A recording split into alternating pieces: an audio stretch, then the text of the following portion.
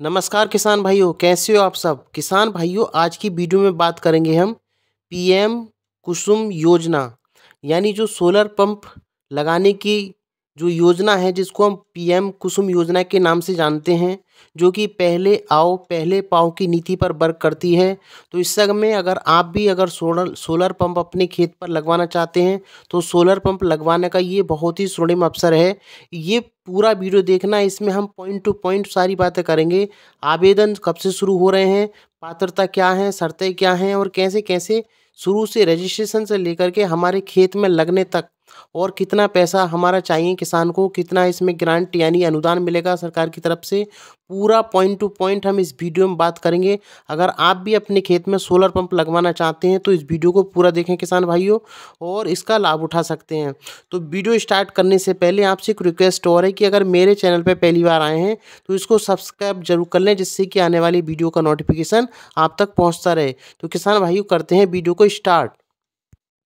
किसान भाइयों, अगर आप भी सोलर पंप लगवाना चाहते हैं तो इसमें 2 एचपी से लेकर के 10 एचपी के बीच में कोई भी सोलर पंप अपने खेत में लगवा सकते हैं। 2 एचपी, 3 एचपी, 5 एचपी और 7.5 एचपी और 10 एचपी के समरसेबल सोलर पंप आप अपने खेतों में लगवा सकते हैं। किसान भाइयों, आवेदन शुरू हो चुके हैं रात के 12 बजे से, और दिनांक 16 यानी आज की तारीख से बिल्कुल स्टार्ट हो चुके हैं। और पहले पाओ पहले पहले आओ पहले पाओ की नीति पर वर्क करता है।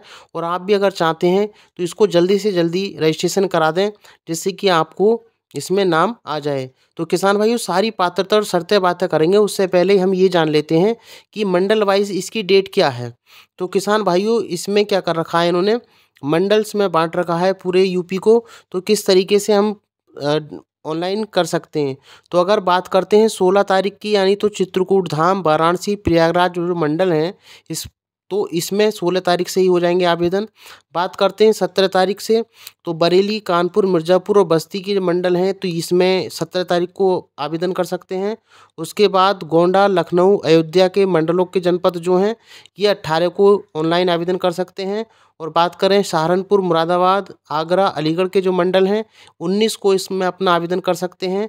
झांसी, गोरखपुर, आजमगढ़ और देवी पाटन, ये 20 तारीख को अपना आवेदन कर सकते हैं। तो मंडल में बांट दिया है, और आप डिसाइड कर लें कि आप कौन से मंडल में आते हैं, उसी को आप क्या कर दें, ऑनलाइन रजिस्ट्रेशन कर दें। तो ये तो हो गई डेट्स की। किसान भाइयों, अब बात करते हैं पात्रता की, यानी क्या पात्रता और क्या शर्तें रखी हैं जिससे कि हम अपने खेत में सोलर पंप लगवा सकते हैं। तो किसान भाइयों, सबसे पहला जो पॉइंट है, योजना का लाभ उठाने के लिए किसानों को सबसे पहले विभागीय वेबसाइट पर जाकर के, जो कि है www.agriculture.up.gov.in पर पंजीकरण करना होगा। पहला पॉइंट तो ये है, सबसे पहले हमें अपनी इस पे वेबसाइट पे जाना है और क्या कर लेना है, पंजीकरण कर लेना है।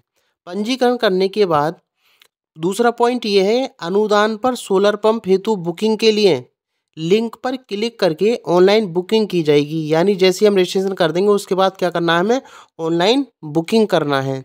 ऑनलाइन बुकिंग जैसे ही हो जाएगी, उसके बाद कृषकों की बुकिंग जनपद की लक्ष्य सीमा, यानी सपोज करो जितनी लक्ष्य हैं, मान लो अगर 200 पंप देने हैं एक ज़िले में, तो उसका 110% पहले आओ पहले पाओ सिद्धांत पर ये बुकिंग की जाएगी।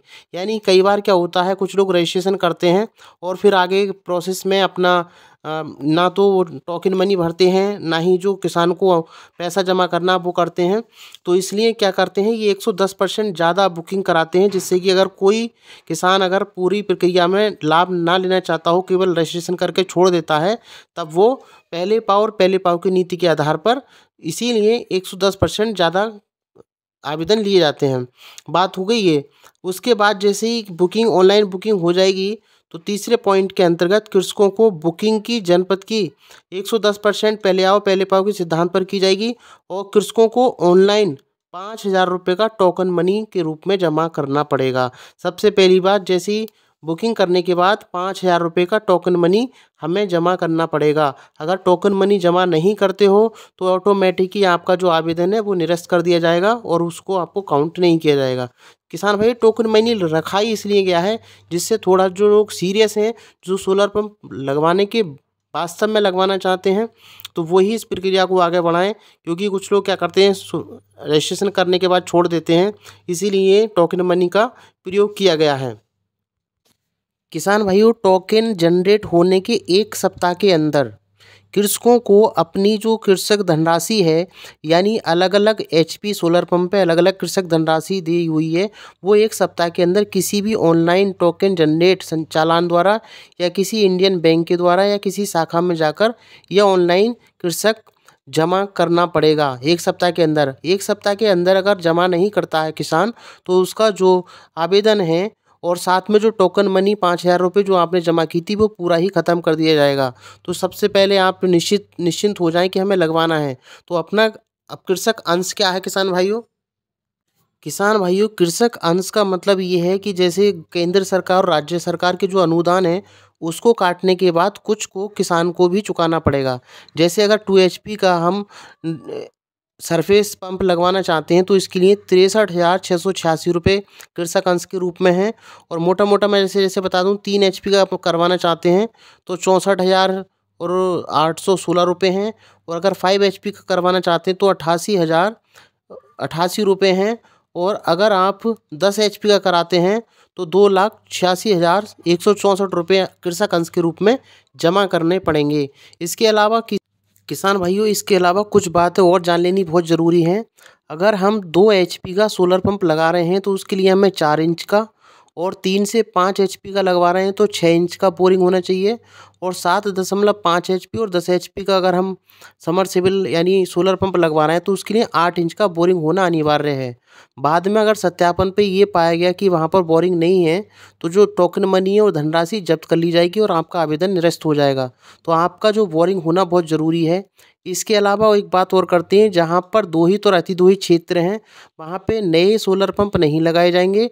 किंतु यदि आप पहले से ही वहाँ पर सूक्ष्म सिंचाई तकनीक या और जो इंजन का प्रयोग कर रहे हैं, तो उन्हीं को केवल सोलर पंपों में परिवर्तित किया जाएगा।